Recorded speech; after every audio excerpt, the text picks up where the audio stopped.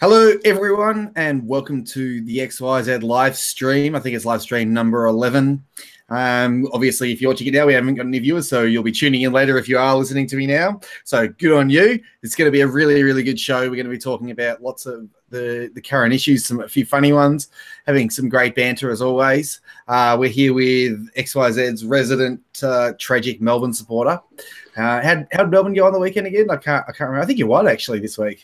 We're actually above you, mate. Yeah, we're the top team in Melbourne. Melbourne are fourth on the ladder, Hawthorn are eighth. Ooh, it's only week 3. We'll see how we'll see what happens after this week. Melbourne are number 1 in Melbourne. Hawthorn are number 2 in Melbourne. What that tells me is that on the weekend when Melbourne play Hawthorn, whatever you get, we're going to double. Oh, okay. Interesting. Yeah, it's going to be That's an interesting theory that you have there, but I think I don't know. We'll see what happens. We'll see what happens at the game on Sunday. I don't know.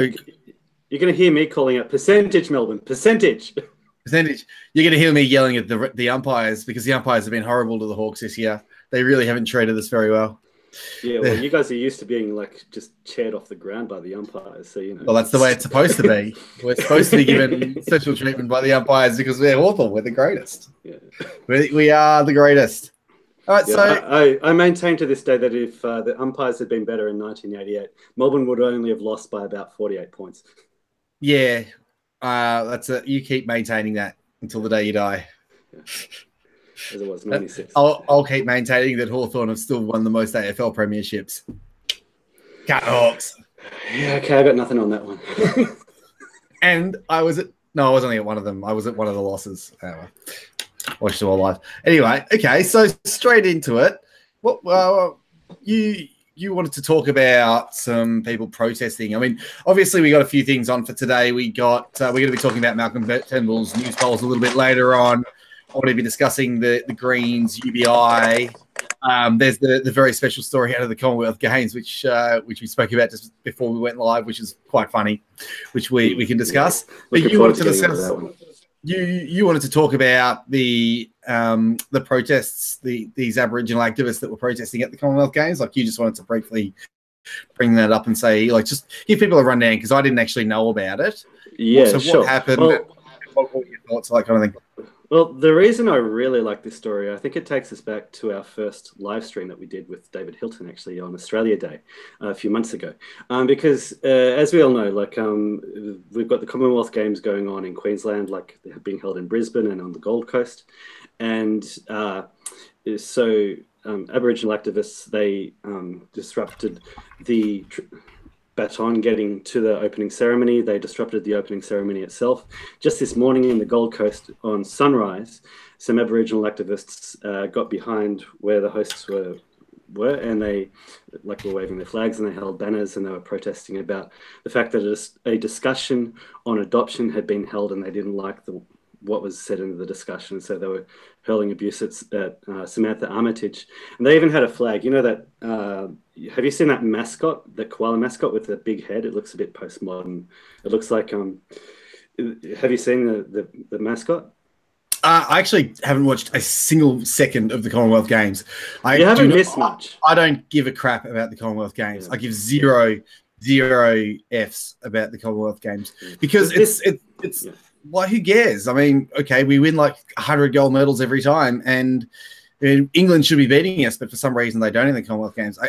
What I really wish they did for the Commonwealth Games was play really obscure sports, the most obscure possible sports. I don't know. I mean, what's a really obscure sport that not many people would play? Women's AFL. Women's AFL. Yeah, we can't do that. The AFL tennis. Women's tennis, they don't do tennis. It's got to be something where the Olympics is the pinnacle of it, or the Commonwealth Games will be the pinnacle of it. It would be a really cool sport. How about that one where they throw they throw those little balls in the sand, and it's kind of like bowls, but with Are you thinking of the one? Oh, I know there's that one that they do in the Winter Olympics, the one where they call out weird stuff and they have the brooms. You'd like to see that in the Commonwealth Games? Oh, the one with the brooms where they're sweeping it, the hurling, the curling, sorry. Curling, yeah. That's a Winter Olympic sport. So we could have hurling. It's a good Scottish game. It's yes, we could have hurling. We should have hurling in the Commonwealth Games. I don't know if he's still in the chat, but we have a YouTuber Tal Feature in the chat before he's Scottish. What do you reckon of that? If you're actually there, do you reckon we should put hurling with the Highlander games? We should do Highlander games. I think we're going to have an XYZ. I would tune in to Highlander games if they were at the Commonwealth Games. Do you know what else they should do? You know all those lumberjack farmer games, like chopping wood. Yeah, you know that they should do that. Chopping wood. Yes, yes. How good would that be? Shearing sheep. You're laughing, but I'm serious. It's like we should have shearing sheep at the Commonwealth Games. Shearing sheep. I think it would be a great celebration of our heritage, Matty. How much cooler would it be? And it would actually mean something because it's like the Commonwealth Games. Like this is what you do in the Commonwealth. Well, they used to be called the Empire Games, but we decided to call them the Commonwealth Games to make them seem a bit nicer. And look what that's done for us. We really should call it the Empire, and then we should go about reclaiming the Empire. Anyway, this mascot, this koala, it's got this massive head. It's like they got the draft from the artist, and they said, look, we're sending it back to you. Can you just subvert it just a little bit more? So this mascot is horrendous anyway. The mascot is burning the Australian flag on the banner which the Aboriginal activists were holding up. So obviously it's the usual thing. If you'd reversed it, if it was white activists holding a banner showing a koala burning an Aboriginal flag, there'd be all hell would break loose. Anyway, so I did a bit of Googling today just because I've learned a few things from doing this job.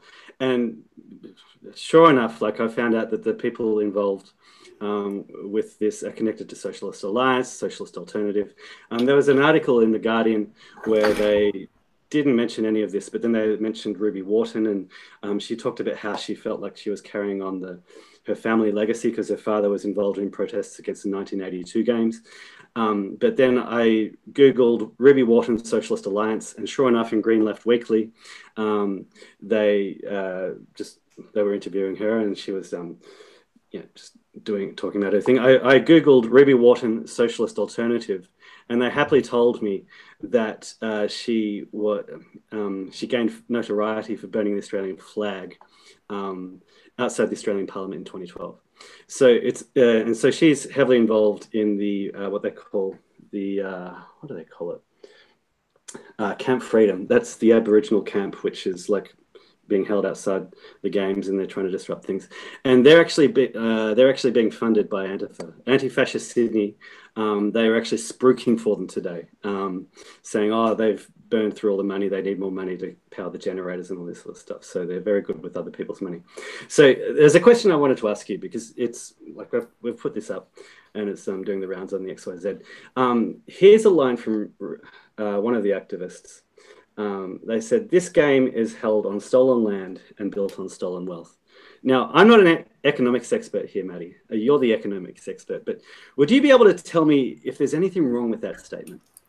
Well, there's a lot wrong with that statement, as I'm sure is fairly obvious. First of all, the land wasn't stolen. We settled on it. We settled on it. Yes, I know there were Aboriginals there.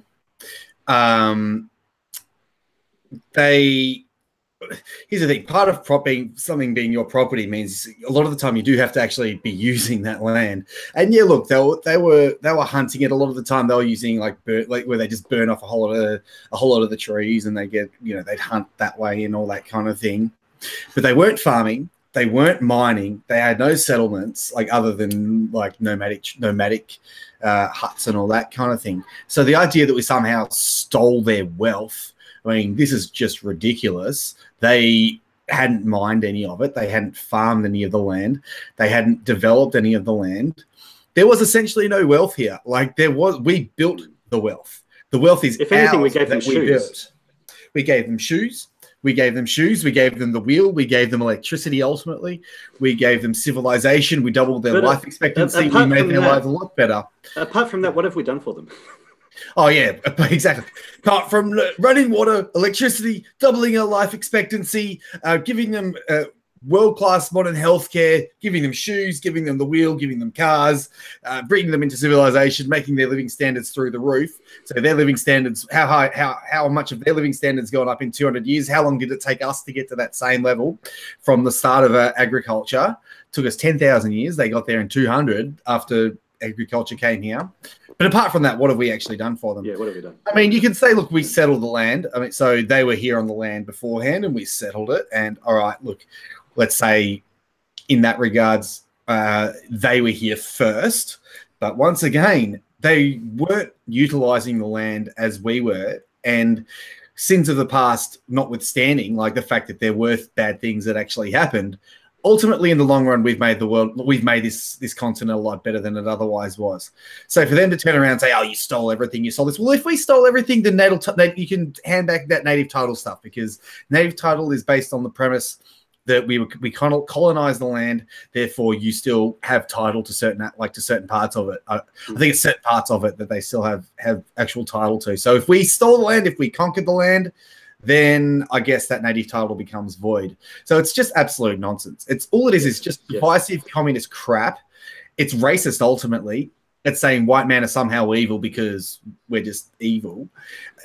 What purpose does it serve other than to divide the community? It doesn't serve any purpose. It ties in with the same narrative over in America. The narrative is about how white people stole the wealth of black people, i.e. slavery. And the argument is made that America became rich because of slavery. That ignores the fact that, like the bulk of the industry in America at the time, say, of the Civil War, was in the North. And so, that's the reason why the Union just beat the Confederacy with one arm behind its back. Like, it had far more industrial power, far more manpower.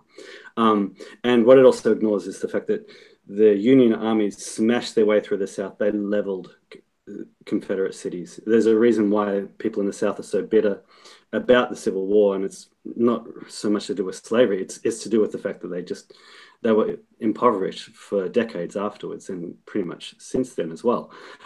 So there's a narrative both here and in America, and it's applied to Europeans, it's applied to South Africa. Basically, this narrative that white people have stolen the wealth of the rest of the world, and it's put on us. And so it sets us up to fleece us, because if our forebears stole the wealth from the rest of the world, and if our current lives are privileged because everybody else are privileged because of that, then we should give everything that we have to other people.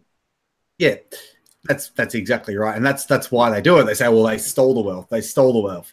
But as you know, and as I know, it's none of the wealth was stolen. It wasn't because if you've got a coal mine, if you've got a whole lot of coal that hasn't been used for 10,000 years or 100 millions of years, and then people are here for 50,000 years and don't use it at all because they haven't invented the wheel yet. And then other people come along and say, okay, we'll go and build the coal, we'll put up all these power stations and we'll make your life a whole lot better. That's not stealing. They haven't stolen anything. They developed it. They developed that land.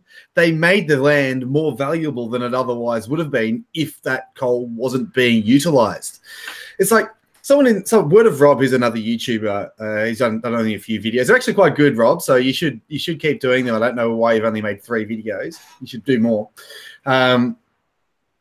He just mentioned my ancestors in the British Isles were colonized twice, Romans, then Anglo-Saxons. But you don't hear me crying about it. It's a very good point. I'll give one reason. It's a really, really good point. Because when the Romans first went to England, there were a few tribes that resisted at the start. But here's the thing. People sort of get this idea that the Romans went in and conquered England. It's not entirely true. It's a little bit true, but not really. They actually got invited there by I think it was one of the warlords. I believe it was Sussex. Don't quote me on that. But I believe one of the warlords that was in now modern-day Sussex invited the Romans in, and in order to get the benefit of Roman civilization. So this idea that British people somehow conquered and pillaged and laid waste to Australia and killed a whole bunch of people and committed mass genocide and all that kind of stuff is nonsense. It's actually a lot closer to what happened with the Romans, where, yes, look, some were invited in, others resisted a little bit, but after they resisted, they sort of turned around and said, oh, you know what? Roman life ain't so bad. There's law and order. It's like, what have the Romans ever done for us? Except that way they went the opposite direction and said, yeah, they've done a lot for us. And the whole country actually Romanized. So it's like, it's a difference between high IQ and low IQ, I reckon, in a lot of ways. Yeah, it's like the British people sort of realized, wait a minute, we can just invite them in. They're not going to hurt us. They'll make our lives better. All we have to do is pay them, look, they had to pay taxes and all that kind of stuff. But back in those days, the taxes weren't anyway. Actually, they paid less tax. They weren't that bad. And then eventually the Romans left anyway. So it's like, but that's the thing. In between, Boadicea had to just go and mess things up, bloody women. But, well, she got her ass whooped, ultimately. Yeah. And then, 1066, someone just mentioned 1066, the Romans came in. That was just not the Romans, that was basically Normans, just a replacement of the elite, 1066. Well, that's right. I mean, there were a few men that got killed, but that was that 1066 was someone who had a legitimate claim to the crown. We'll say it's legitimate because, I mean, hereditary rule, who knows? But he went in. So it was William the Conqueror went in and conquered, but like you said, all they did was replace the elite, the actual culture of the ordinary people. Ordinary people were generally unaffected, ultimately. And so, and here's the thing. So this idea, again, it would be like these ordinary people who were relatively unaffected by this thing, turning around and saying, you know what, you're conquerors and da-da-da this and da-da-da this, that, and just making life like hell for everyone for no benefit. I mean, I can understand why a former lord or something like that would be up in arms because they had power and they lost power and it would be that power struggle and all that kind of thing. But it's like this idea, we've got to stop this idea that white British people came here and somehow committed a genocide. If we committed genocide, we are the most incompetent genocidal maniacs in history because there's still a hell of a lot of Aboriginals in Australia. So we didn't do a very good job of it, if you ask me. Yeah. Alternatively, maybe we didn't commit genocide because we probably didn't. We probably actually did a lot of good for the people that were there. And I mean, now welfareism's cut. See, what I would think we should really do. This is really the biggest problem with what these idiot communist activists are doing, is they are making it a lot difficult to solve genuine problems within Aboriginal communities that are happening right now, like problems like sexual abuse of children, alcoholism, domestic violence, and murder. These are actual problems that need to be fixed. Well, if we look at the protest today, they were upset about the fact that a discussion had been held on adoption and that sort of stuff. It's a great example of how, like, people making a fuss about this sort of thing is getting in the way of actually dealing with these issues that you're talking about. Because like at the moment, like we have children in Aboriginal settlements where they actually do need to be taken away from their families because they need to be taken away from an abusive situation. But as there are a few Aboriginal activists who've been making a fuss about this, they're pointing out, look, just this whole idea of the fictional stolen generation is making it difficult to deal with actual abuse going on right now.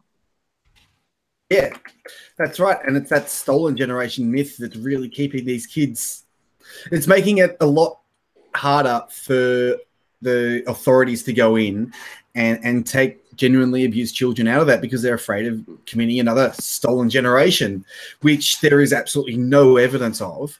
The courts found no evidence of any kind of stolen generation. The children that were taken out for, I was going to say humanitarian reasons, but there's a different word for it. It's they were taken out for child welfare reasons. So they were either being abused. The same reasons that we have today, the exact same reasons. And it's horrible that we're allowing this black armband version of history to dictate policy today that's actually leaving kids in genuine misery and suffering. And honestly, they are the real racists. These left-wing elite assholes. That's as far as I'm going to swear on my own live stream. These are left-wing elite assholes. You call them Canuts. Canuts, yeah, that's these. Just like you were saying yesterday. Canuts, that's what we can call them. We can call them Canuts because that's what they are. They are genuinely racist. If you define racism as treating another race as beneath them, because they are doing that. They are treating Aboriginal people as beneath them. They are genuinely racist, and they are using them as a pawn in their own political games. It's horrendous. I can't believe that there are a few people in the media in Australia, on like mainly on Sky News, the only conservative news outlet in Australia, but that's cable. Hardly anyone has that. So they're sort of keeping them to account, like Andrew Bolt's there. But there's no one else sort of holding them to account for what they're doing. And they are genuinely leaving kids in a horrendous situation that we really should be taking them out and offering them a better life, like a life where they can actually enjoy civilization, they can enjoy running water, sanitation. I think a lot of these small towns, like all these small outback villages, are really lacking in those kind of things.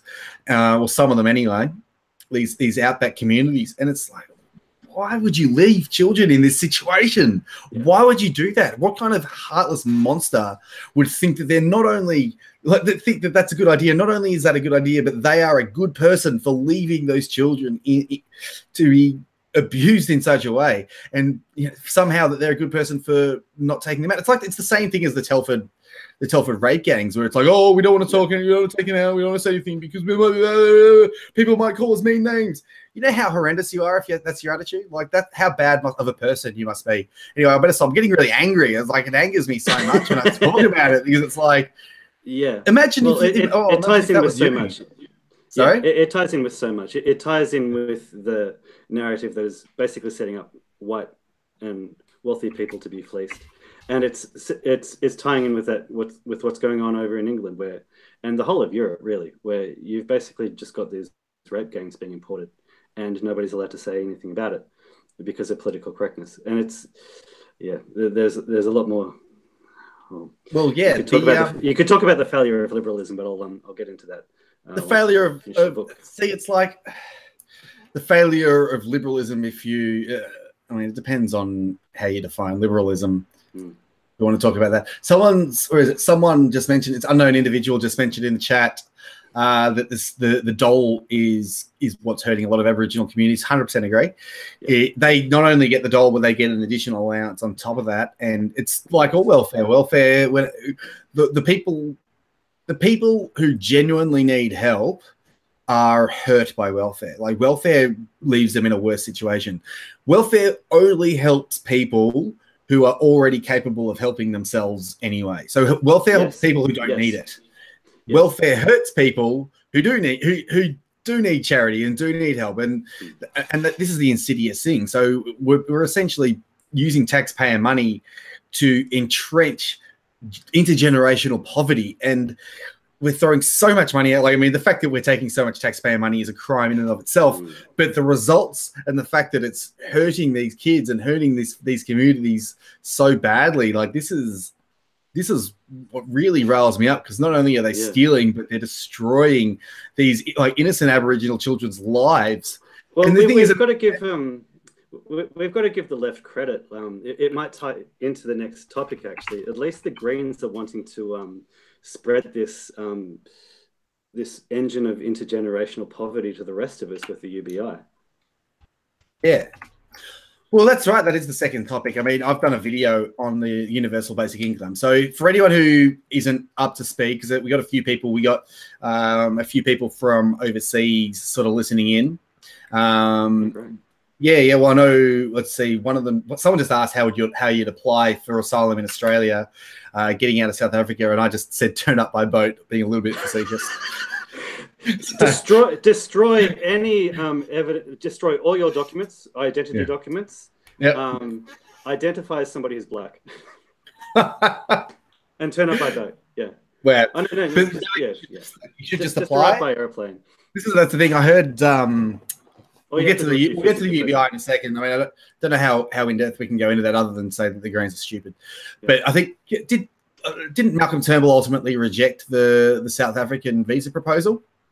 At the moment, it's still up in the air. It's still up in the air. Okay, good. Yeah. So both Turnbull and Bishop sort of relayed to the South African government that what Peter Dutton said isn't Australian government policy.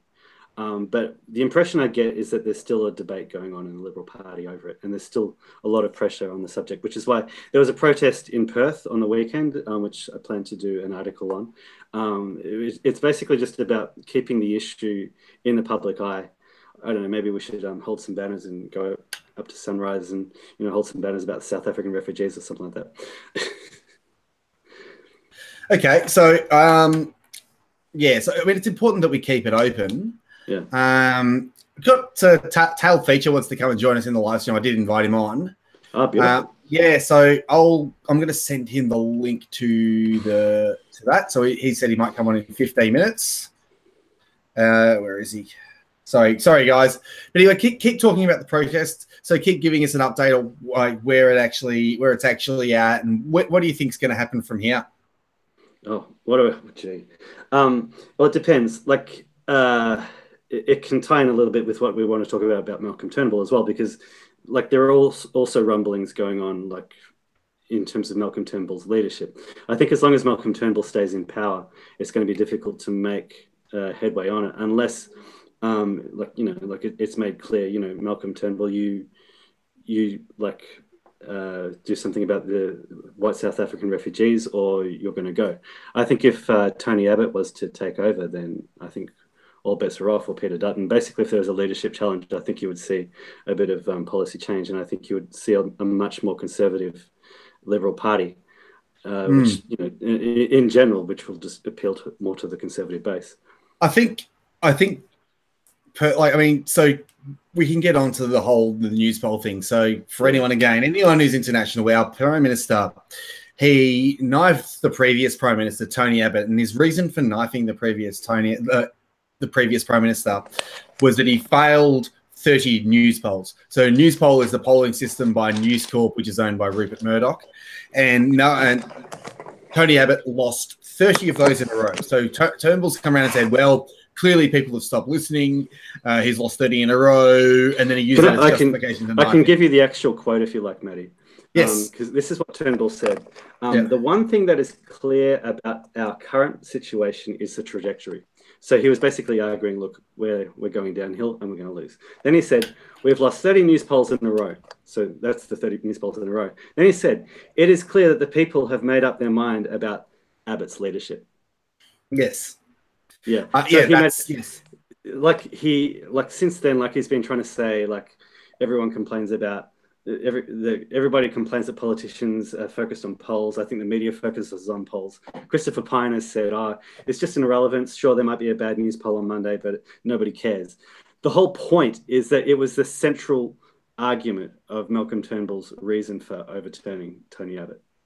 It was a pretext. Obviously, he just wanted that's power. The thing. It's all of a sudden, argument. So all of a sudden, he's Turnbull's lost 30 polls now, and it doesn't matter. It's okay, but it did matter before. The biggest difference is there isn't really any waiting candidate. I mean, yeah, look, you can say Tony Abbott. You could say Tony Abbott, but Tony Abbott's already said unless he's conscripted, he's not going to challenge, which is fair enough. I mean, I like Tony Abbott as a person. I mean, I know because the media hate him. That's one of the reasons I like him. The left hate Tony Abbott, and because he's conservative and Christian and all that kind of thing. So I like it, but I actually think he's a genuine guy. He made a few mistakes when he was Prime Minister. He said that he wasn't going to raise taxes, and he did. That was bad. He actually deserved to lose the next election because of that. And secondly, he should have said that he was going to cut spending wherever he needed to, but he said he wouldn't cut spending in certain areas. So he made that mistake in the campaign. He should have said, we're going to cut spending wherever we need to, and just left it at that. He shouldn't have raised taxes after he said that he was. He should have just cut taxes. Yeah. And left it at that. He committed to Labor Party policy. He committed to their spending increases on the Gonski reforms, on the paid parental leave. He should have said, no, all of that is off. We can't reduce debt, but commit to massive spending increases. That was huge. But he also said that he was prepared to go to a double dissolution election if reforms to improve the economy didn't go through and to balance the budget didn't go through. And he didn't go to that double dissolution. I know everybody was sick of politics and sick of elections, but I think if he had done that, it could have been a very different situation. Yeah, so this is the thing. This is the problem. This is the mistake that Abbott made. He didn't stand by his convictions, and he fell into the left's trap, and that was falling into the politics of the left, which is a mistake you don't make. And here's the thing. I'm going to be honest. Yeah, I think he deserved to lose the next election. He really did, but he didn't deserve to get knifed. That was crap. That was not good enough. Like we, as the Australian people, should have got the chance to vote him out. And here's the thing: look at the situation that we're in now. Now we're under threat of a Bill Shorten government. So we got the threat of this Bill Shorten government in a situation, in a time when the socialist left are really trying to push for more power. So it actually represents a pretty big threat. So it would have been a lot better if Turnbull had just lost the election. Not Turnbull, Abbott had just lost the election, and then maybe like Peter Dutton or one of these other conservative leaders had come up now. And I mean, imagine if Peter Dutton was the opposition leader now, he'd be killing it. Yeah, right. He would be killing it. That's a very good point. I've got to say, so maybe you can finish your line of thought. Yeah. So what someone mentioned in the chat, where is it? So Peter Dutton to seize the throne. Okay. I don't think Peter Dutton should take over as Prime Minister, and this is the reason why. I think Peter Dutton should wait until they lose the election and then become opposition leader and set the Liberals up as a fully conservative party on the right, and keep going, the white South African farmers, stronger borders, lower immigration, and really, really run the full-on conservative, and even like the deregulation in terms of, he could even say, I want to legalize marijuana or all that kind of stuff, and that would endear himself to a lot of the libertarian younger generation. So he doesn't have to go full conservative. He can go sort of the pro-liberty, like traditionally conservative views. I think a few caveats in there, but I think he would do a lot better as if he came in as an opposition leader and learned from the mistakes of Tony Abbott, in that when you campaign as a conservative and you are a conservative, don't betray that instinct when you become Prime Minister. Yes. Stay down that path, stay the course, ignore the left, ignore the haters. The more the left hate you, the better you're doing. So I don't think he should come back. If they were going to bring someone back, it would probably have to be Tony Abbott. If they were going to change leaders, it would probably have to be Tony Abbott. And I think Tony Abbott would probably still lose the election, but he would actually I think he'd also save seats. I think it would be a lot closer, and he might still win. He might still be able to win it. But even then, if he was to win it, he'd have to remain as a conservative. He has to campaign as a conservative, stay conservative, and not fall into the trap of the left. Don't give them an inch. Give them nothing. I think he would be a very different Prime Minister the second time around. The impression I'm getting is that he's learnt a little bit. He was a great opposition leader, and then we all know, like, he tried to be too nice as PM. I think he wouldn't make that mistake the second time around. I think if he did came back, as he said, he would only come back if he was conscripted. And if he was conscripted, I think there would be a very clear change in the Liberal Party. And I think if he came back, I think there would be a chance. Yeah, but, I think Dave would have. Yeah, I think it would be a good idea. I hope you're right about him sort of changing his ways and learning from the mistakes of the past. The thing is, if they did bring him back, that Malcolm Turnbull could resign and could spit chips because he's a giant baby, and then they would have to do a by-election, and if they lost that, they'd pretty much go to an election, which would. It is what it is. At the end of the day, they're probably going to lose anyway. Here's another thing, though. I have one concern that, the kind of people who will actually challenge the sitting Prime Minister are people like Kevin Rudd, Julia Bishop, Malcolm Turnbull. They're the kind of people who only care about power, and not about the actual country themselves. People like Abbott and Dutton, they're too loyal to actually knife somebody. And even Cory Bernardi, he was too loyal to try to knife Malcolm Turnbull. He's like, stuff this, I'm going to actually set up my own Conservative Party. I saw an interesting statistic today. Back in the day, maybe 20 years ago, it was always understood that about 10% of the population wasn't committed to either party. They were the swinging voters, and they were the voters that each party would go after. At the moment, there's about 25% of the electorate or Liberal Party. So the time is now. If we're going to have a new political party, if the Liberal Party can't just go back to its conservative base, the time is now for the Liberal Party to die and for the Conservatives to make a new Liberal Party.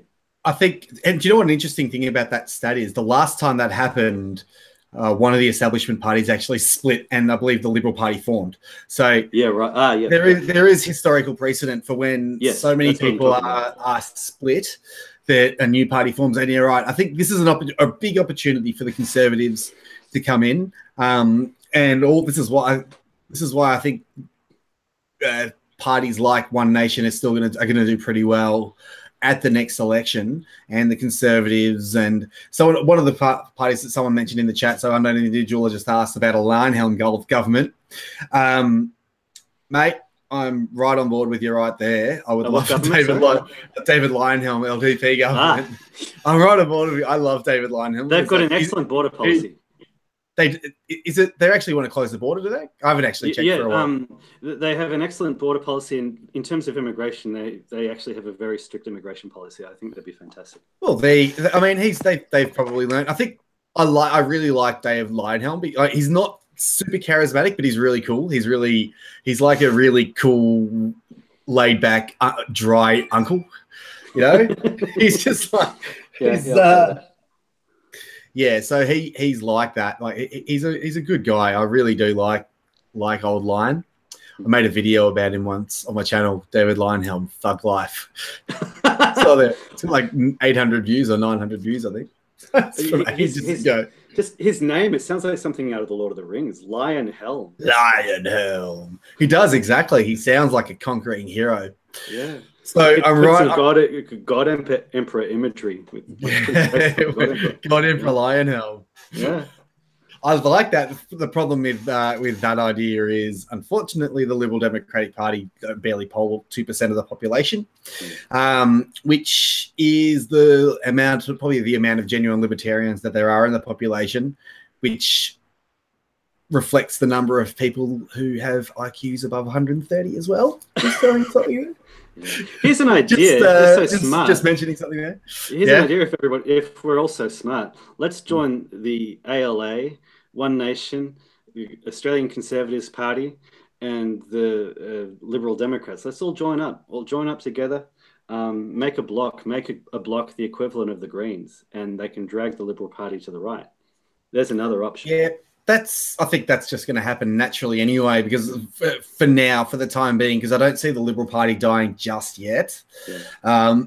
They're sort of in the slow meltdown mode at the moment, and that is 100% because they moved to the left, and it's because they took on assholes like Malcolm Turnbull and Christopher Pyne. I mean, Malcolm Turnbull, this is a man. Christopher, I got hacked. Pyne. I'm Christopher Pyne. Hello, Christopher Pyne. Oh, does that guy just not make you cringe? I mean, yeah. Honestly, they're both in the wrong party. They should both be in the Labor Party. Oh yeah. They'd be better in the Labor Party. The Labor Party is essentially a big business party now anyway. Yeah. Big business and big union. That's what they are. And Pyne is connected to GetUp as well. Like he's actually GetUp have actually backed him. Yeah, exactly right. And it's like, this is the Liberal Party has been infiltrated by the left and they're dying. But I think the good thing about it is it ultimately leaves open the chance for another party to take over. That looks like we've got another, our Scottish friend, Tailed Feature. Welcome to the live stream. Hello, everyone. How are you, mate? Yeah, not too bad. Yourself? Yeah, really good. So I'll just introduce you for the people who don't know. This is Tailed Feature. He's a very funny YouTuber. You should go check out his channel. It's just Tail Feature, isn't it? He's also got a Twitter account and all that kind of stuff. Does funny little song parodies, and you do a response video for Queer Kids, which was hilarious. That show's funny as. Yeah, I think I was actually the first person to ever respond to them, and I basically made it my mission to respond to every video since then, and I'm really regretting it. Why is that? Oh, I don't know. It was. Well, maybe just a bit of a masochist or something. I don't know. No, yeah. It's because my background in education, really. That's kind of the main thing, and I think it's probably one of the most harmful things out there at the moment. I think it's so cringeworthy that it's hilarious. I laugh so hard at it, and especially when you do your things. And did you see the one where Bearing, he puts the voice of he's the voice of the Teddy? I've been avoiding watching that one because I've not responded to that one yet, and I don't want to steal his ideas. Yeah, fair enough. So I mean, this is. I should have given you a bit of a debrief on this live stream. So this is the XYZ live stream. XYZ is a newspaper, online newspaper slash, we'll call it a newspaper anyway, because they do journalistic news and commentary and funny blogs and all that kind of stuff. And this is Dave Hiscox, who is the editor-in-chief of said newspaper. Hey, nice to meet you. Yep, and so this live stream is all about mainly Australian issues, but we do sort of worldwide issues as well, and we talk about free speech and all that kind of thing. So yeah, I saw you in the chat. I thought I'd get you in and see if we could get a Scottish perspective on any of these issues, because I think a lot of the issues that are affecting you, like you're a little bit further down the track than we are, in that you've actually had someone arrested for hate speech, and we've just had people crying and moaning about it in the street so far. Yeah, I think we're the canary in the coal mine. Yeah. So it's slightly scary, but it's not stopping me from being an edgy boy and such. After Count Dankula was convicted, I basically made a video in which I mock the decision and mock the fact that the phrase "gas the Jews," regardless of context, is a hate crime or is anti-Semitic. So I said it about, 12 times in the one video. It was meant to be. I've taken on the mantle of this sort of fictitious politician for the Scottish National Party. Sorry, the Scottish Numpty Party. And I basically was recounting everything that the sheriff said in the case, because I was actually at the court. I actually went along. So I basically was recounting everything that he said, but I just kept saying, how could anybody say the phrase "gas the Jews"? Oh, saying "gas the Jews" is awful. Oh, it's just saying "gas the Jews" is like completely anti-Semitic, And I said it nearly as many times as Count Dankula did in the original video, just to kind of make a point. But yeah, who knows? I might end up being arrested for hate speech as well, if they are applying their logic consistently anyway. Well, think about this, mate. If they arrest you for hate speech, you'll have 200,000 subscribers within the next couple of months. So you'll be able to make a living. It's like it's all as long as it's not a living from jail. Have you seen? Like, I didn't know this. I only actually found this out last week. Like, probably it would have been at least a week after he was convicted. When he put the video up, he only had 8 subscribers. Yeah. So wow. So there was no reason for them to deny, like, to not believe his explanation as to the context of it. So yeah, the irony is the trial has made him famous. Yeah, it's completely backfired, really. It's a classic case of the Streisand effect. I think it's actually ultimately it's fantastic. I mean, yeah, it sucks for him and I think it sucks for his girlfriend more, because he seems to be laughing about it at least online. Has he been sentenced? Has he been sentenced? He gets sentenced on the 23rd. That'll be really interesting. How does it look like going at the moment? Like, what's the speculation at the moment? Well, there's kind of 2 trains of thought on this. Basically, one side will say, well, they're going to make an example of him, so they're going to throw the book at him, give him the maximum, which I think is a year in prison. And the other side are saying, well, they've kind of balls this up from a publicity point of view, so they'll maybe go really lenient on him. So it'll just be a fine or some community service or something like that. But either way, that's the principle is, the sentence doesn't really matter. The principle of being convicted for saying something is the issue, of course. Yeah, and it's just the UK. It's quite horrendous, and especially the fact that the judges said that context doesn't matter. I mean, this is like they're basically saying that if you make a joke and the judge wants to convict you of a hate crime, then he can. And like this sort of flies in the face of all the principles of liberal democracy. And there's no rule of law there. That's just the rule of unelected judges. Yeah, I mean, the fact that it wasn't done in front of a jury either. Yeah, I heard that too. Yeah, but I mean that was you can choose. I think there's some. It depends on what the type of crime it is, I believe. But you can choose to have the case in front of a jury or just a judge. But if you do it in front of a jury and you're convicted, the penalty's higher or something like that. So you went, oh, I'm not going to run that risk. But at the same time, I imagine if it was done in front of a jury, the case would have been thrown out. So, yeah. So, okay, so I wanted to run to an audience question here.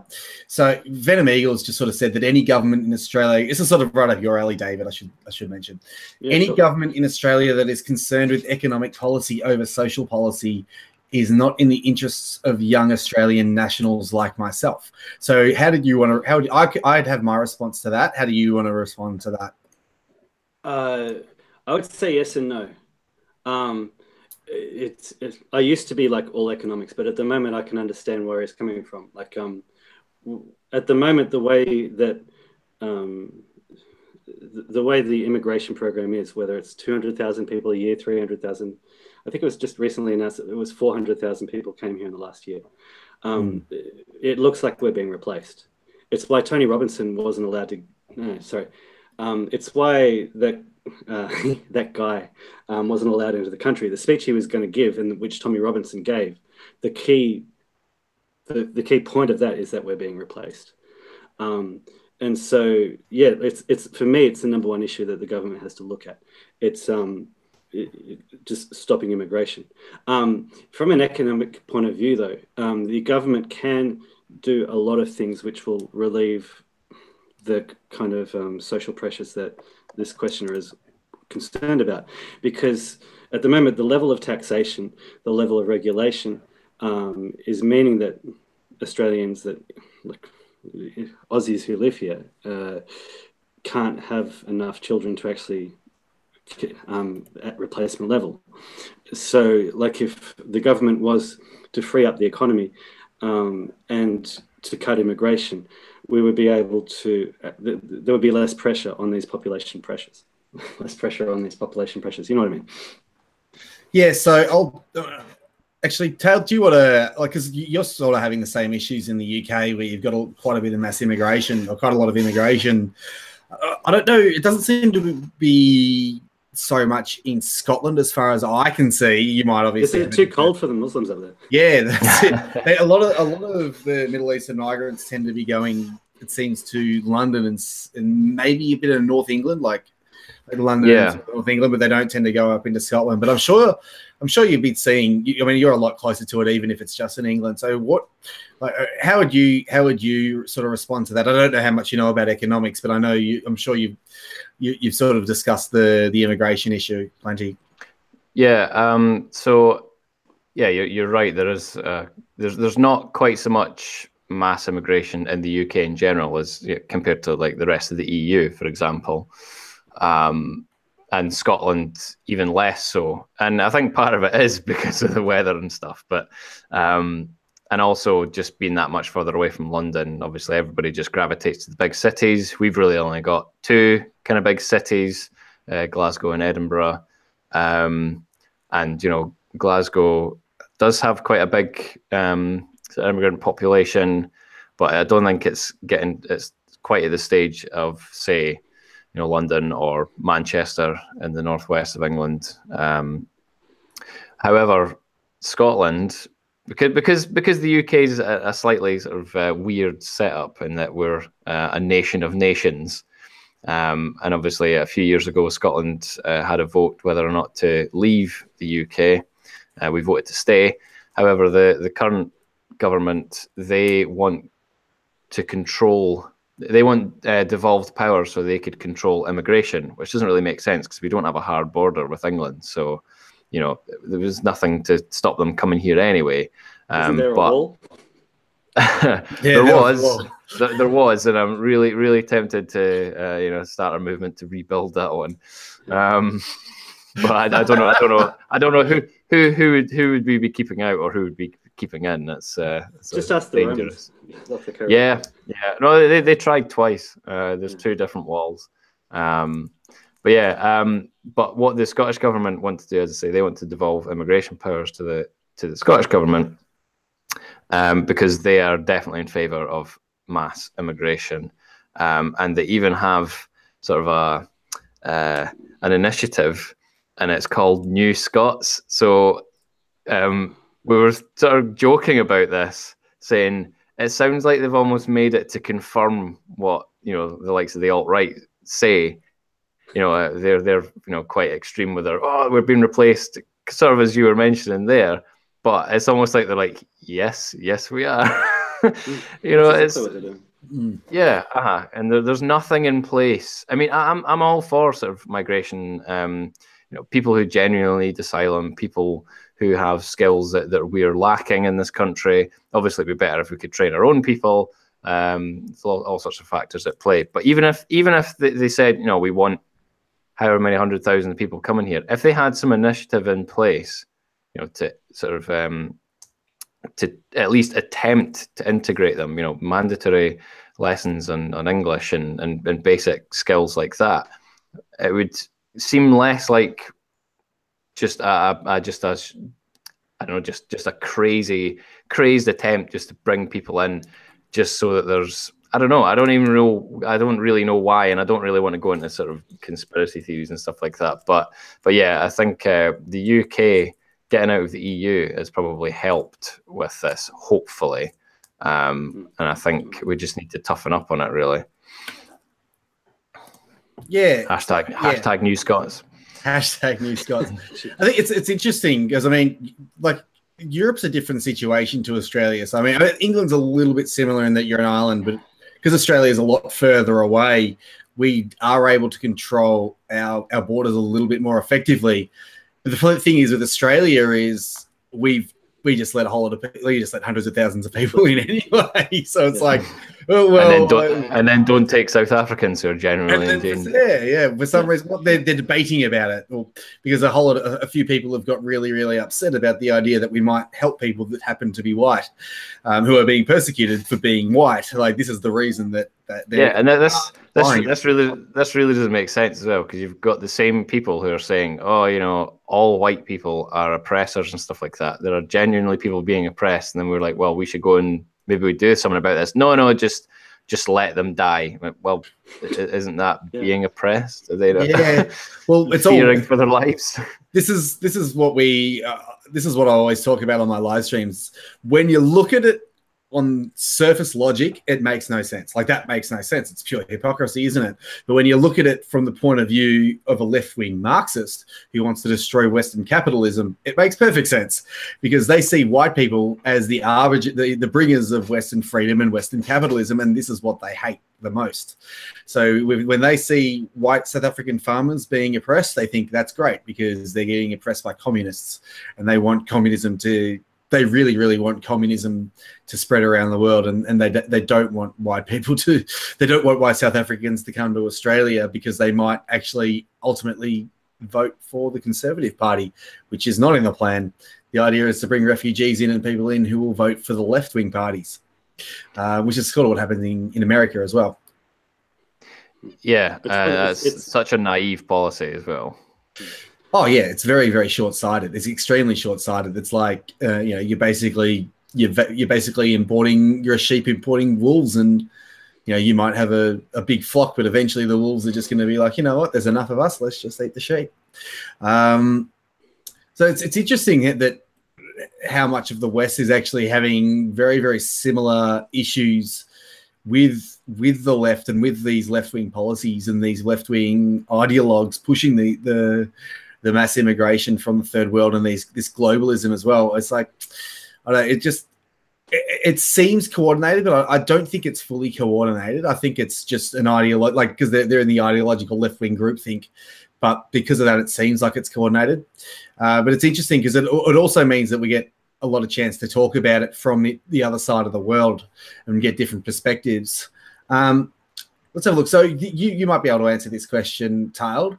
If a country like Italy leaves the EU, not like England, so if another country, a big country like Italy, will it cause a domino reaction with other countries, do you think?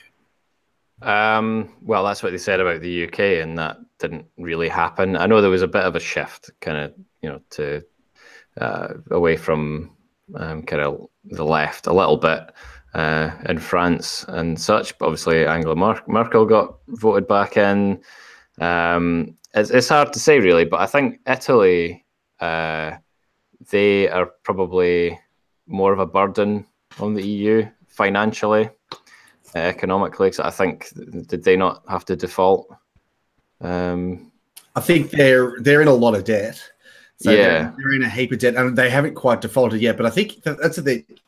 See, in my opinion, I think if they actually left it, it would be a big disaster because it would be on top of the Brexit. Although Theresa May is doing everything she can to keep Britain in the EU against the wishes of the people, which is pretty horrendous. I mean, that's a topic for another day. But I think Italy, if they were to leave as well, I think it would just be, and it would be another straw on the back of the camel. It would just be another thing. So maybe that won't be the domino effect. But the thing is, a domino effect is when one goes and then another goes. So if you think about it, England's gone, and then maybe Italy will go, and then if none goes after Italy, that is ultimately a domino effect. Yeah, okay. It might be a very slow motion domino effect. Yeah, you're right. You've got to consider that England is a bit of a special case as well. Like England always kind of had like only one foot in the EU, and they kept the pound and all, and so like it wasn't that much of a big pullback. Like England have always kept themselves historically separate from Europe. Italy, like it just seems like that's the heart of Europe, or maybe the leg and the boot. Well, I mean that's it seems like a bigger domino. Yeah, they're it's one of the bigger sort of countries in there, but obviously the EU, they just want to keep expanding because they're so desperate to hold on to just the way things are, in terms of economics and that. So that's why did they not? I can't remember how long ago it was now, but when they let a whole load of Baltic states in, they don't really add anything sort of to the economy. They're sort of more of a drain than anything else. So I think if one of sort of the core countries like Italy was to leave, then I mean it would definitely be a big blow to the EU. So fingers crossed. Yeah, it would be fantastic. I'd really like, but like Dave makes a good point in that the EU is in the euro now, and then they'd go back to their original currency. It would actually be really good for Italy. Because I mean, look, they're one of the biggest countries, but I think you just mentioned that they are actually a drain on the EU, just like Greece are a drain on the EU because they take more money than they put in. So in that regards, it could make the EU stronger, but that's if you look at the EU as a purely economic union, but it's not an economic union; it's a political union. If it was just economic, they would have let Greece go a long time ago. Well, exactly. They use the economy. The economy is the excuse to push the political union. The idea is about creating a politically unified Europe, which can't work without an iron fist. So, I mean, Europe and China are actually quite similar regions. The difference between Europe and China is that China has an iron fist central government controlling all these separate regions that are very, very different from each other. I mean, they've had sort of wars, they've had different empires. So it's been a slightly different history, obviously. But in England and in Europe, each country's had the history is a lot more independent for each nation. So there's less of a history of iron fist authoritarianism like there is in China. But that would be the only way that Europe would ever become a political union, as if it was the iron fist, which is why you're seeing so many burdensome regulations and essentially what is creeping totalitarianism coming out of Brussels, mainly from Frau Merkel and all the other EU elites. So it's a political union, and they want to unify Europe, but unfortunately the culture is a little bit different in Europe, so I don't think it will work. Again, that's why they're trying population replacement across the whole of Europe as well. Like I saw an article today saying that like actual indigenous Germans, like by the end of the century, would be like 20 million. Yeah, the low birth rate's a big problem in those countries. I mean, a lot of it is welfareism. But here's the thing: demographics do change, and while one generation might not be having many kids, the next generation could have lots of kids. So you think about that's okay if you're not importing millions and millions of people a year into Europe. Yeah, and this is where the genuine threat comes from when these cultures coming in, which is where they could. I think Europe in certain countries are heading towards sort of a civil conflict, and which is really worrying if you think about it. But ultimately, I mean, it's going to be there would be a lot of suffering, but ultimately, I think the native Europeans would win any conflict if that did happen, for some fairly obvious reasons. We'd win it with one hand tied behind our back. Yeah.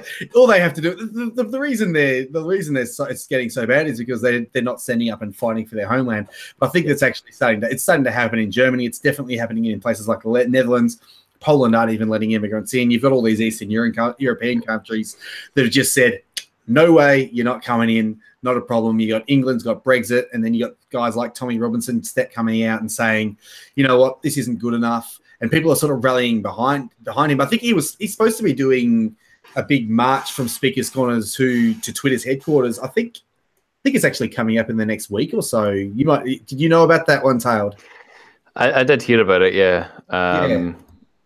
Yeah, I don't know if it'll actually achieve anything, but at the same time, you've got to do something, right?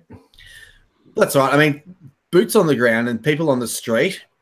It's important in that it's a show of force without actually being an application of force. It's showing that yes, we are willing to stand up and do something about it, and be counted and put our heads above the ground.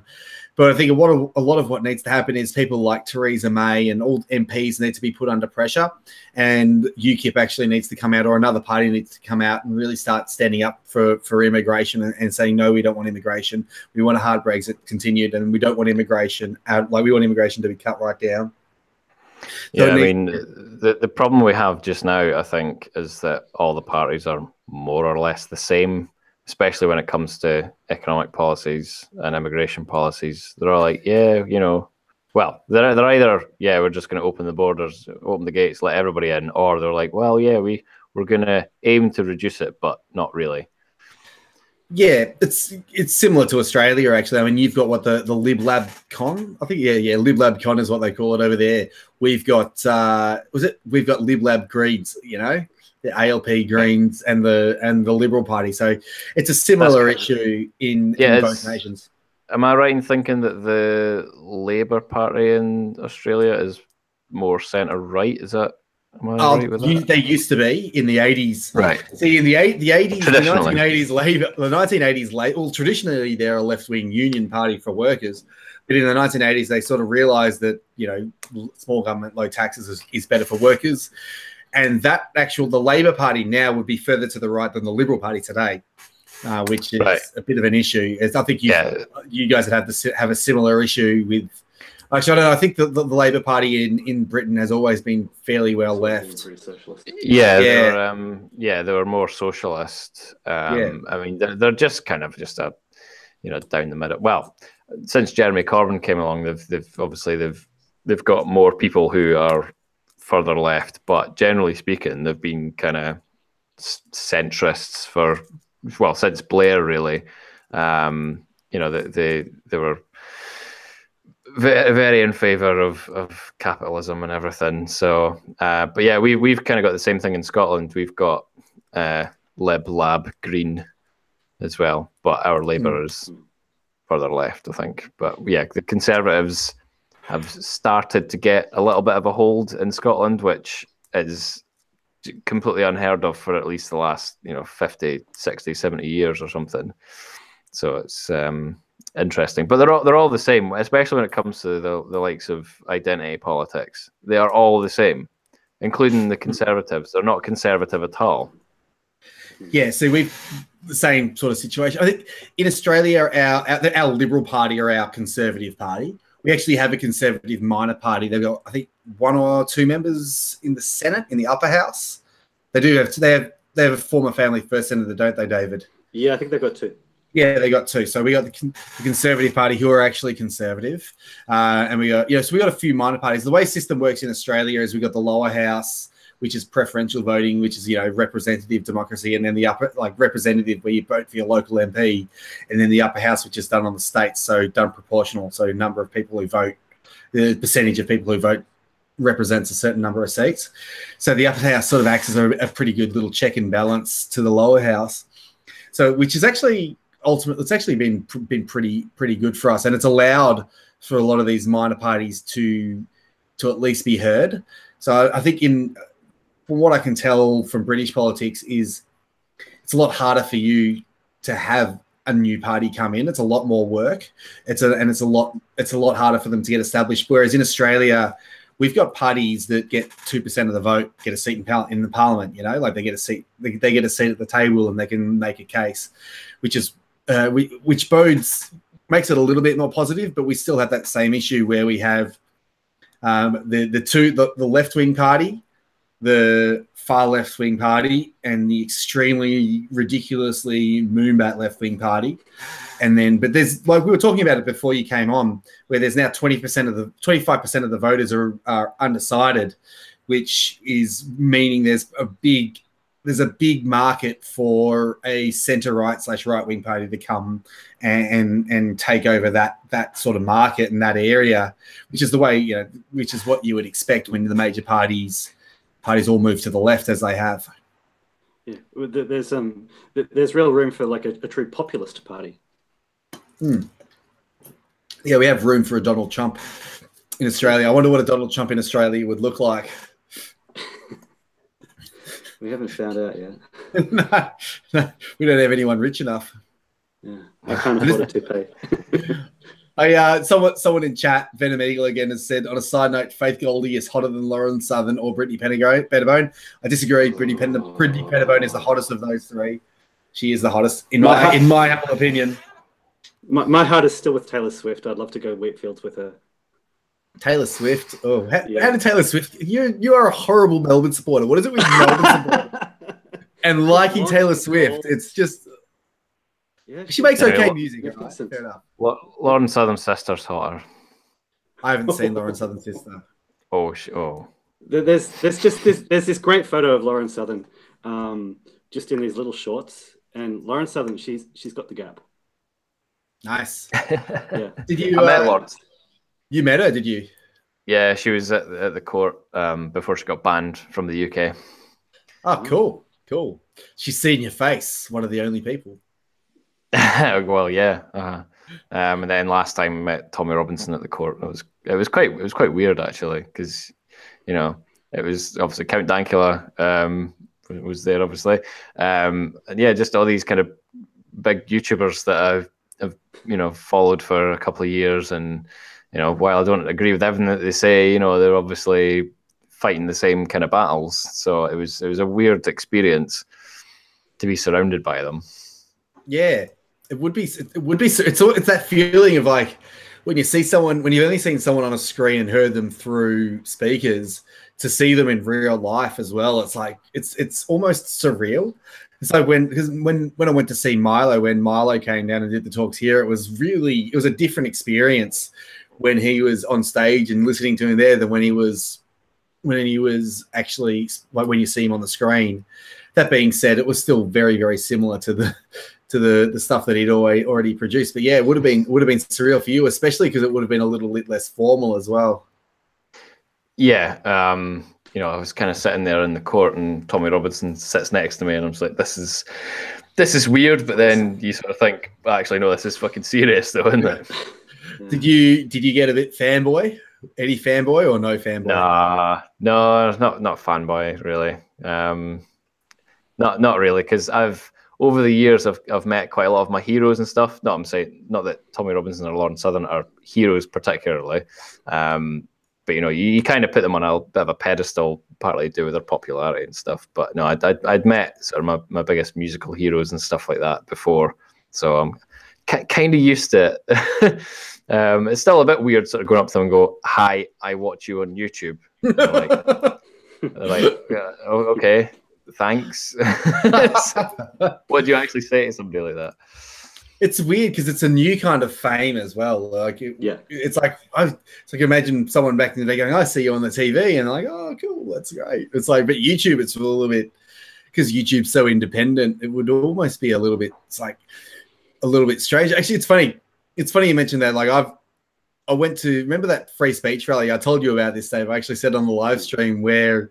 Did I say it on the live stream or afterwards? I think it might have been afterwards. You said that one or two people came up and said hello to you, and they said, "Yeah, that was it." Like I had like it was 4 fans. I had 4 fans come up to me at this rally and say, "Hey, I know you. I watch your videos," and it was. I mean, I'm a really small YouTuber, but it was surreal. It was like, wow, that's interesting. These people know who I am and came up and said hi, and I have absolutely no idea who they are. Although one of them I found out was Gary, who ended up being my very first patron or maker supporter, who's actually a really nice guy, and really he's great. He's helping fight the cause. He's doing his thing. Now, okay, so we wanted to talk about one more thing. I'm going to give everyone a bit of a rundown of this because there will probably be a few people who didn't hear this story, especially considering there are a few overseas people. So as we all know, the Commonwealth Games are happening in Australia right now. They're happening on the Gold Coast. Now, there was a very big recent scandal that happened due to a commentator of one of the beach volleyball matches. So this commentator, I can't remember her name. I'll bring her name up. I dropped the article anyway. I can't remember her name, but she's commentating the beach volleyball, and there's Caribbean, like it's a Caribbean team on one side, and she turns around and says that one of the Caribbean beach volleyballers looks like a human Lamington with sand on his skin. and she got absolutely blasted on Twitter, and she's ended up apologizing like a fool. But it's like she's called explain to me what that means. Okay, so a Lamington's an Australian cake. It's an Australian made cake invented here. It's like it's a black cake with coconut on it. Oh, right. Okay, right. So you may understand, yeah. So she said that he looked like a human Lamington, and then all these people on Twitter going, "How could you say such a thing? It's so offensive, racist, blah blah blah blah blah." And I mean, my take on it is that it's hilarious. And here's the thing: like, it's funny, and who doesn't like a Lamington? Like, what's Lamingtons are fantastic. I mean, I would take that as a compliment. If someone said I was a human Lamington, if I had black skin, I'd be like, that's great. That's hilarious. That would be one of the funniest things ever. It just goes, it's that identity, victim politics, the outrage culture that's come with Twitter especially. But it's like, yeah, I just wanted to share that and just sort of get your thoughts on it and see if you could maybe see if you could share any other similar stories if you had any. The only one I can think of was, do you know the band Skunk and Nancy? No, I've never heard of them. Right. They were big in the 90s. Yeah. I don't know. Do you remember what their lead singer looked like? Yeah, she was a black bald woman. Yes. And basically, a friend of mine said she looks like a Malteser, and I don't know if you guys have Maltesers over there. Yes, we do. Yes, we do. Yeah. So I mean, at first I just thought, well, I was probably only about 13, 14 or something like that. And I said, oh, that's kind of racist. He's like, no, well, she's brown, right? And she's bald. And so it's like a Malteser. Exactly. And it's stuck with me. And I was just like, well, why? And, why am I being offended on someone else's behalf? Anyway, what does that really matter? I mean, fair enough. If this beach volleyball player came out and said, I thought it was insensitive, you go, okay, fair enough. You are the person, you're the only person that could come out and say that, really. If anybody else is getting offended on other people's behalf, then it's just meaningless, completely meaningless. Well, that's a very, very good point. And that's the thing. And this is what happens with this outrage culture. And they come out and say, oh, well, I need to get offended on their behalf. And that's offensive. And a lot of it is just virtue signaling and just saying, look how great I am. But the thing is, it's like, even then, if he came out and said that he found it offensive, I'd think he was a little bit weak as well. I'd say, well, come on, mate. It's not like she's said horrible things about you or said that she hated you because you're Caribbean. She didn't say that, and she wouldn't. Yeah. She didn't say that because, and if she did say that, it would be a horrible thing for her to say, and you'd just be like, "Well, that's just crap." But she just said you look like. She said you look like a cake, and that's like, okay, I look like a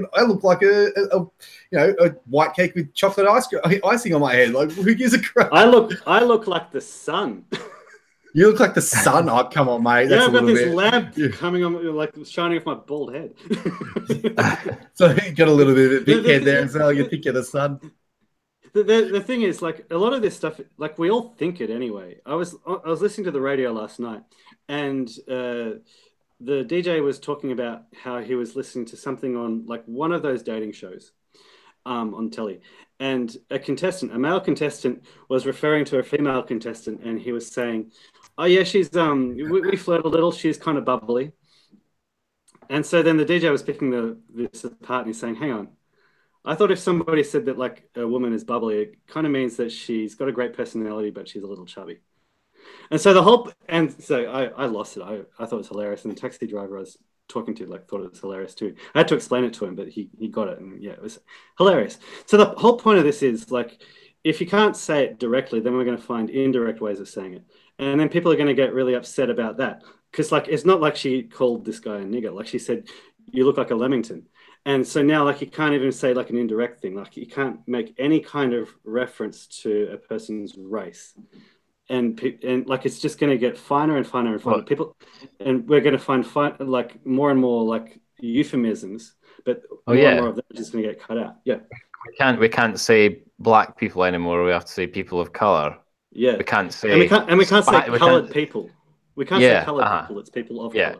You can't say spastic. You have to say mentally disabled or whatever. You know, words change over time, and people use them in different ways. It's completely pointless. So what I would like to see this sportsman come out and do is basically do an ad for some company, like some cake company, and eating a Lamington. That'd be amazing.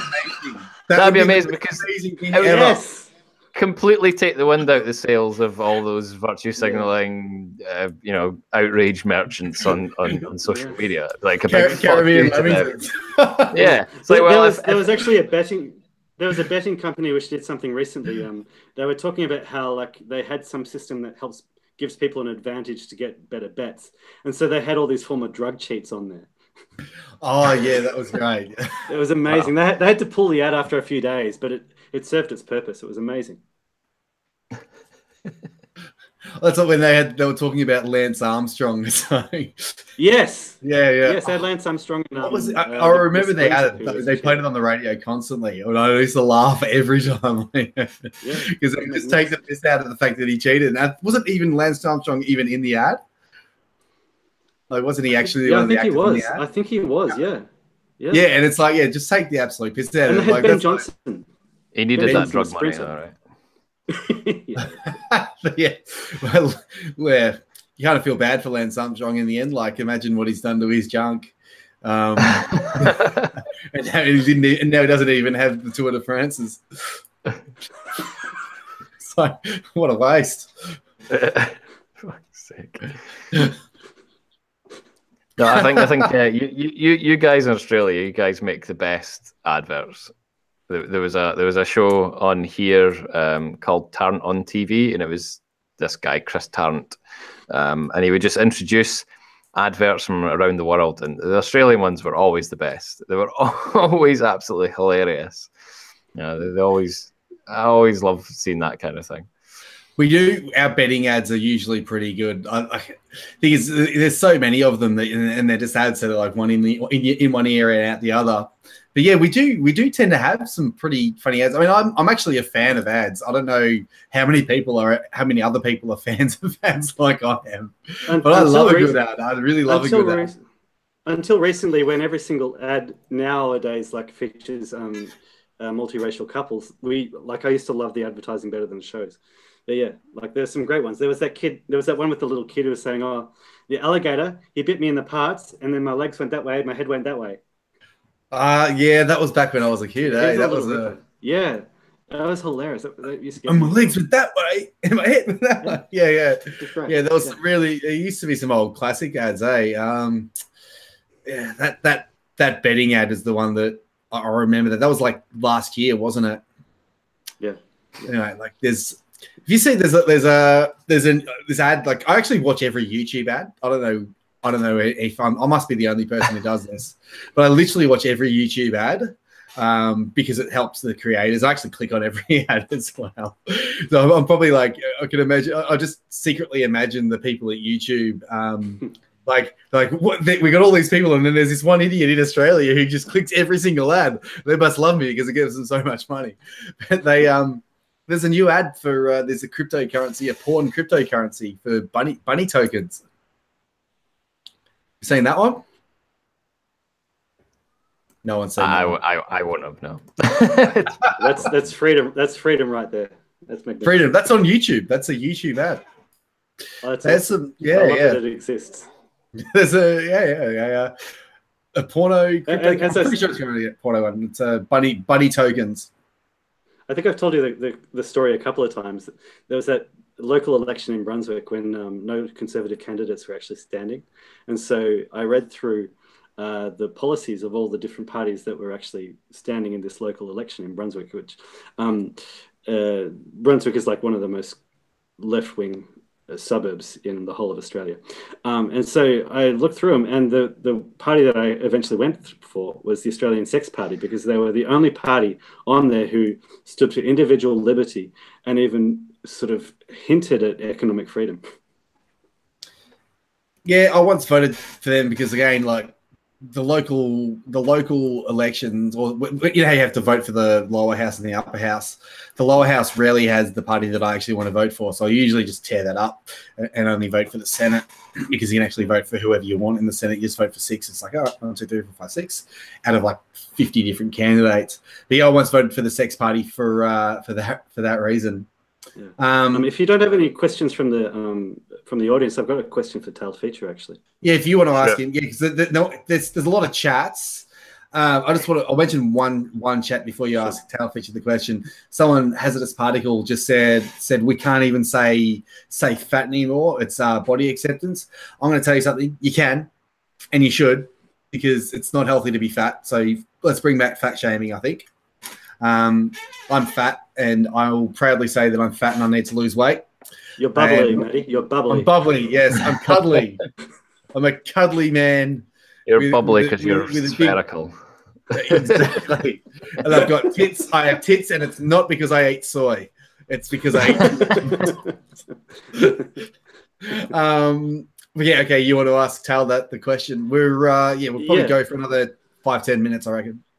Yeah, it's just a short one. You said you were sitting next to Tommy Robinson.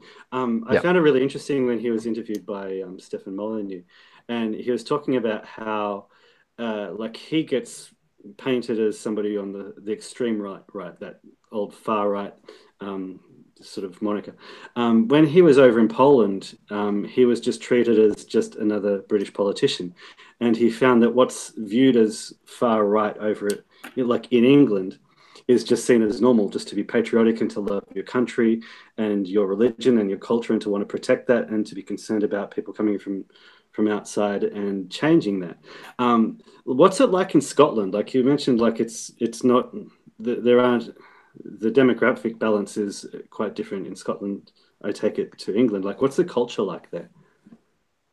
In terms of looking at people being far right, you mean? Or yeah, like, is there a bit more acceptance for like Tommy Robinson kind of people, or is it just as bad as hell no, it's even worse. Yeah, right. Yeah, we've always been kind of slightly left leaning in Scotland, traditionally quite socialist. It's all about the welfare state and all that kind of stuff. And I'm not, my political leanings are kind of changing over time, as I think they should for people. You shouldn't just be dogmatically believing in stuff all the time. But yeah, so there are arguments for and against the welfare state. I think there should be some stuff in place, but the way that the SNP, the Scottish National Party, are going, they just want, like, they want to get the railways back into public ownership. Everything sort of it's just big state, big government everywhere, and they're doing that because they've completely ruined our education system and stuff like that.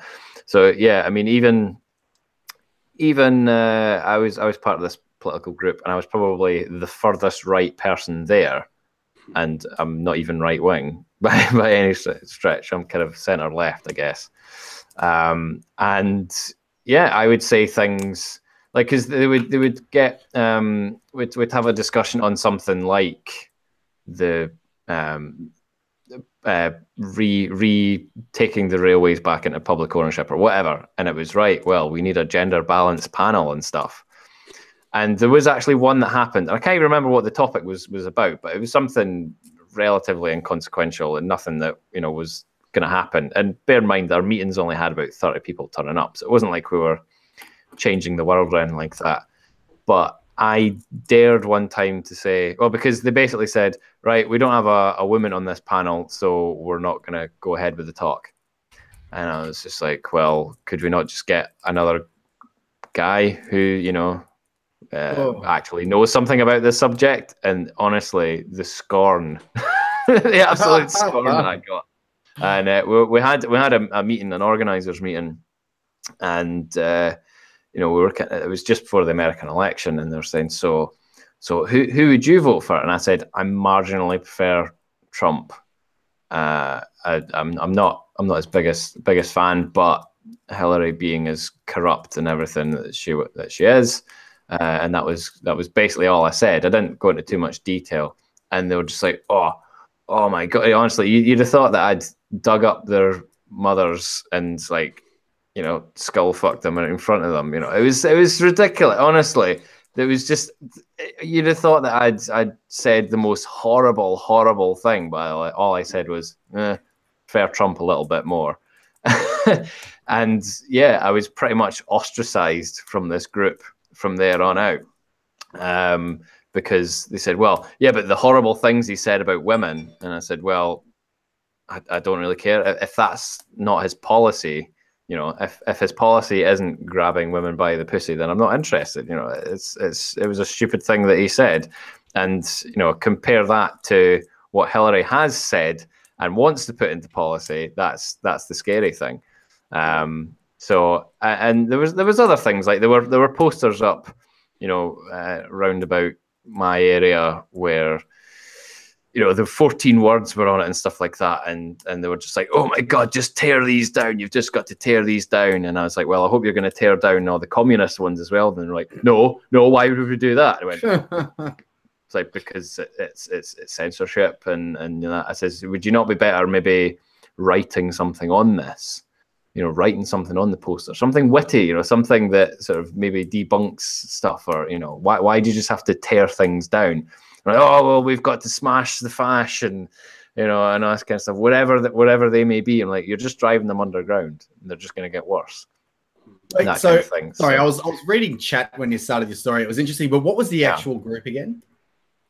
It was this kind of political group, which sort of appeared after the Scottish independence referendum. Well, they were kind of around before that, but they gained a lot of momentum after that. That it's not so much, they're not a political party, they're just like a focus group kind of thing, and lots of different areas have their own. It's called Commonwealth, which means Commonwealth, really. But the fact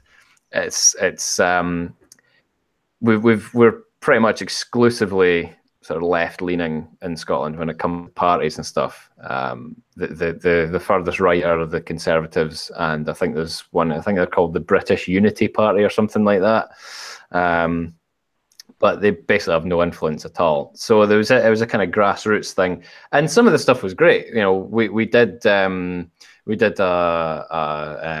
campaign to stop libraries from being closed, for example. We did litter picks.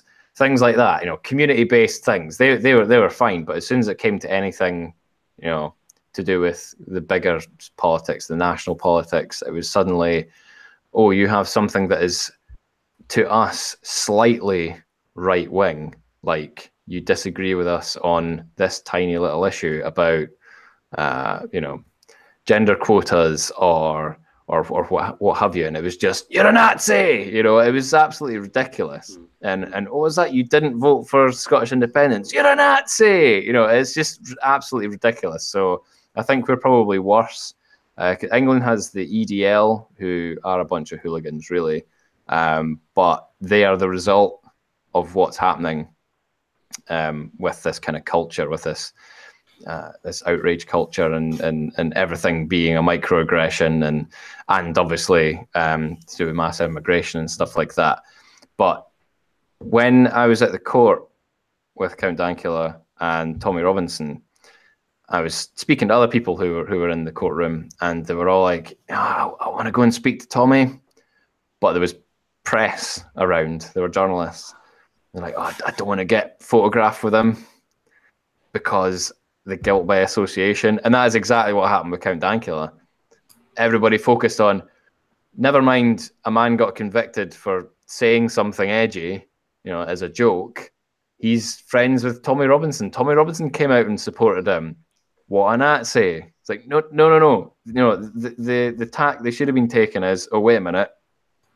Tommy Robinson's coming out on a principle, and we are lambasting him for that principle.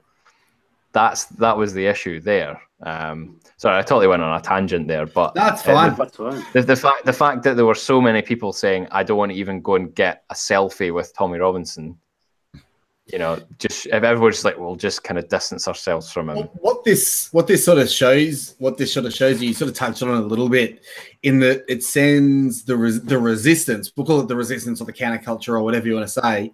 It sends it underground. So you mentioned the English Defence League, and you have a look at also like the English Defence League and people like the British National Party and all that kind of thing. All the censorship does, all the browbeating and the identity politics and you know, shaming people for having a different view, and say if you're a conservative or if you happen to think Trump was a better candidate than the worst US presidential candidate in history, you're somehow Satan. All it does is send people underground and keep, like, the thoughts don't change. Like people still believe what they believe, and all it's going to take, or all that will take, is for them to meet someone who shares those views, and they will gravitate towards those people who are saying things that they resonate with, like the things about the immigration and, you know, the encroachment on liberty, especially now this Count Dankula thing. You know, the Count Dankula thing might actually be one of the best things that ever happened to Scotland in the long run, if you look at it from a positive point of view, because it's so ridiculous, and maybe people might sort of turn around and say, well, that's actually crazy. But what it does, essentially does is create that underground culture of people who are against the mainstream, and they become separate from society, and it creates a lot of conflict. It's a classic case of you know, what would happen in like an older tribal situation is that you have your elites, you know, your main, you know, the in crowd kind of thing of the tribe, where they control all the hunting, and they're the cool people, and then you have your your younger outsiders, and they're sort of like on the outside, and the older, you know, the other group are like, oh no, you suck, and sort of start ostracizing them a little bit. But then this smaller group over here grows up, they get stronger, they get bigger, and then they ultimately rebel against the established leaders of the tribe. And it's the same thing you see it throughout history, where you got a persecuted group on the outside going underground and spreading without anyone noticing, and then all of a sudden there's too many of them, and the elite or the people in charge can't do anything about it.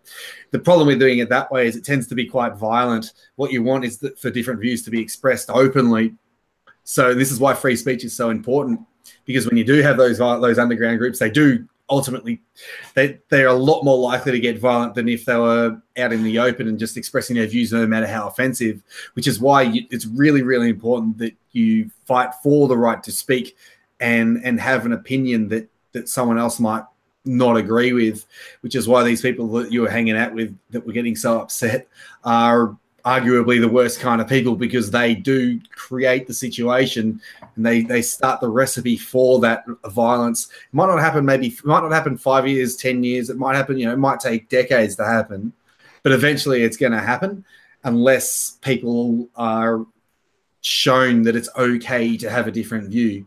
It's okay to say things that are controversial. Nothing's going to happen. Like people might get upset with you, but you're going to be fine. Even if you lose your job, you'll find, people are going to come around you. You're going to be okay in the long run. Yeah, because the thing that they were saying, there were these posters that I found, these, and they were, proper white nationalist stuff. And, I said, instead of ripping them down, maybe you should write something on them or put like a counter poster next to it or something like that. And they're like, no, we have to nip fascism in the bud wherever we find it. And I was like, what does that mean exactly? Does that mean silencing them and ostracizing them so that they can all gather together? You're basically giving them a persecution complex by persecuting them for what they believe in. So it's that whole, sunlight is the best disinfectant thing. So by pushing them underground, you're only letting them fester. And they just completely disagreed with me. And they kept bringing up, the paradox of tolerance. I don't know if you know that, but they completely misrepresent, because that was Karl Popper, the philosopher, who did that. But in this context, like they always get it wrong. They're always like, well, no, we can't tolerate the intolerant, but by not tolerating the intolerant, that is intolerance. But they conflate intolerance with viewpoints that are exclusionary and hateful, which isn't really what he meant. It actually, it's referring to the attitude of wanting to suppress people's speech because of an inability to tolerate those forms of expression that they personally find repulsive. So it's not about this person saying something hateful, therefore we must stop it. We must stop them saying it. The intolerance here is wanting to suppress people's speech. That is the intolerance. Well, they're saying that tolerance of intolerance is cowardice, but it only really works when you're dealing with people who are essentially spreading, who are preaching violence and preaching genuine intolerance through force. And as far as I can tell, I don't know the party you're talking about, but as far as I have seen, for all the negatives in their ideas, the white nationalists in England and even in Australia aren't actually preaching violence, which is why if you disagree with them, it's much better to, like I said, sunlight is the best disinfectant. You want to know where they are. You want to know the exact ideas that they're expressing, so that you can then counter those ideas. Because all that happens is, as you mentioned, they get that persecution culture. Like they get that genuine feeling of being persecuted because they're right. Like they are being persecuted. It's true. They're right when they say that. And all it does is send them into an echo chamber, and then in that echo chamber they don't get challenged, and they slowly bring in recruits, which makes the system, the situation in the long run a lot worse for the people who oppose those views. Whereas if they just let them speak their mind and debated them, it would have been done and dusted ages ago. You've got to remember that the 14 words, like we must secure the existence of our people and secure a future for white children, that's a simple statement of in-group preference. I don't see anything hateful or intolerant about it. It's just saying, look, we are a people and we want to keep our people the way that they are. It's blown out of all proportion, and it's sort of demonized in many ways. What worries me about this freedom of speech, one thing we have to remember is, has freedom of speech ever been won in any other way other than at the barrel of a gun? Well, that's the thing, isn't it? Yeah. The people that are in favor of suppressing speech are naive at best if they think then that the powers that be aren't going to then use it on them eventually. Yes. And also just the idea that, like, our freedom of speech, we have it because our forefathers fought people for it. Whether it was, say, in the American Revolution, where the Americans fought the British and then they were able to put in their constitution, whether it was us fighting against the National Socialists or against the communists, it's always been, we've got that by force. And yes, freedom of speech, it helps to regulate society. But there's a dark worry in my mind about this, that we're not actually going to be able to solve this through more freedom of speech, because the people trying to suppress speech at the moment, they're the old enemy. They are the socialists, and they're going to keep going like this until there's a conflict. That's what worries me. That worries me as well. At the same, but that doesn't mean we should stop fighting for freedom of speech. Oh no, and stop using our words. And we certainly shouldn't be calling for violence against anyone. Right now, we certainly shouldn't be calling for violence against people ever. Really, I mean, self-defense is a different story. But no matter what, you shouldn't be. You should never. I mean, you're totally right in that we had to. You know, our ancestors had to fight for freedom, and they had to defend their freedom and put their lives on the line, which is interesting. It's actually the topic of my Anzac Day special, which is going to come out. The thing is, though, like, I don't think we're going to be able to defend free speech by speaking. Like, what worries me is that we are going to have to defend free speech by making sure that we have more power than the left. Yeah, and that might just involve taking over the institutions in the same way that they have. It might involve a little bit more force. It might involve a few more street confrontations or something, taking back the physical space from them.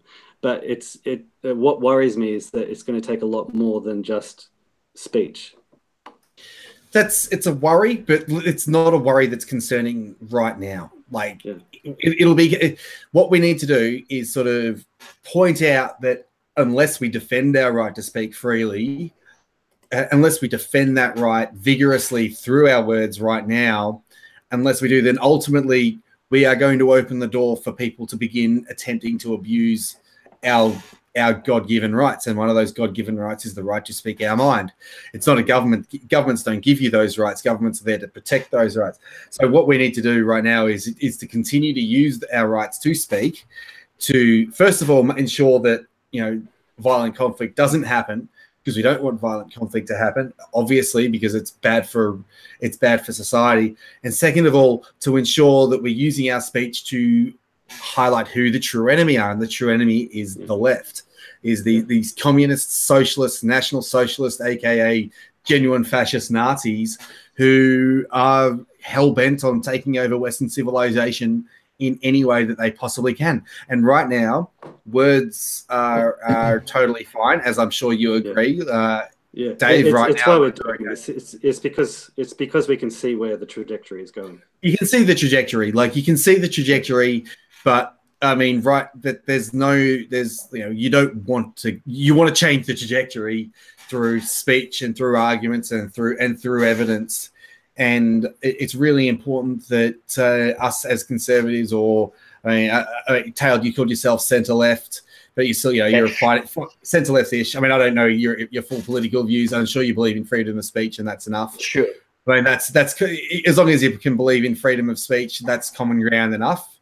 In my view, as long as you genuinely believe in freedom of speech, that is. I mean, I know you do, Taylor, but obviously some people say I believe in free speech, but not hate speech. It's like hate speech is free speech.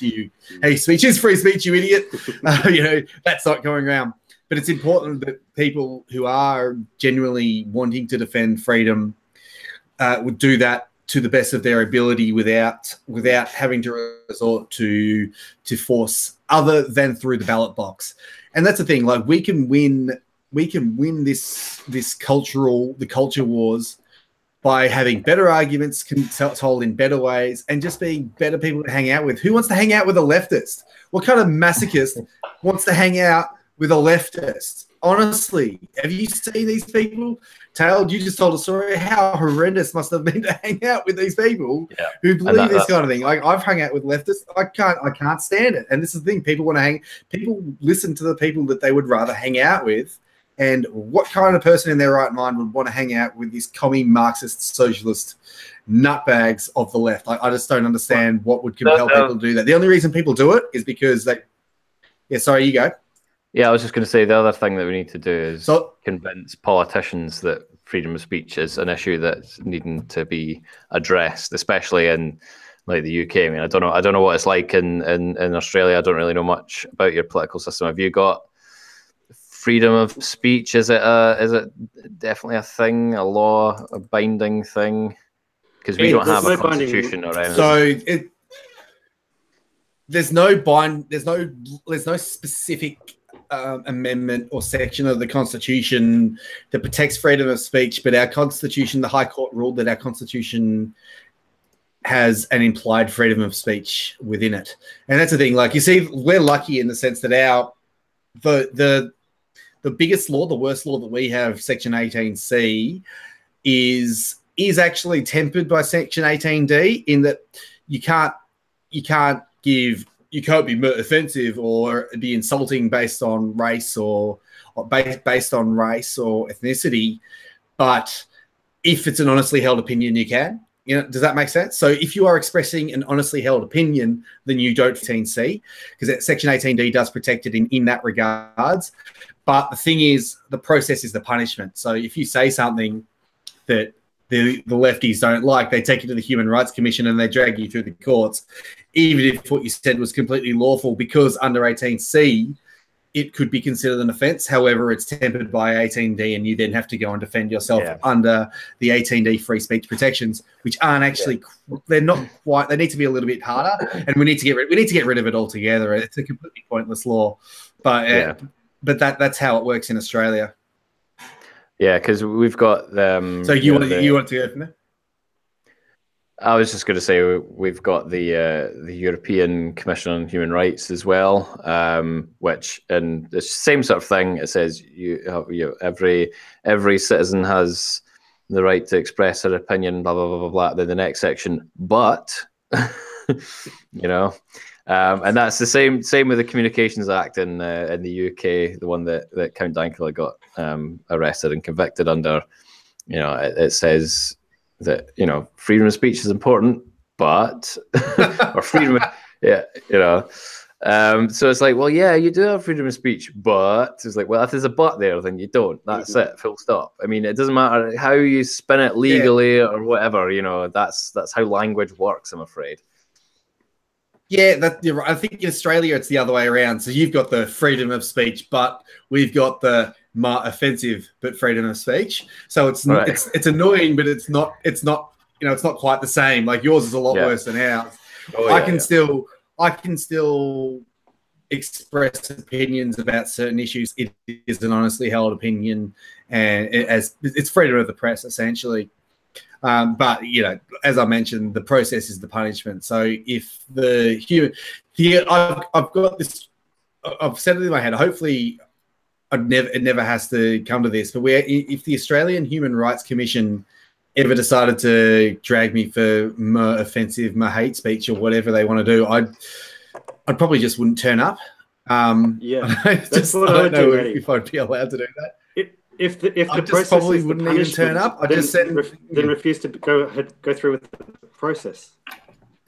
If the refuse to go through with the process, then refuse to go through with the process. And what are they going to do? I'll just send up and because I mean I know my rights. I know what the law is.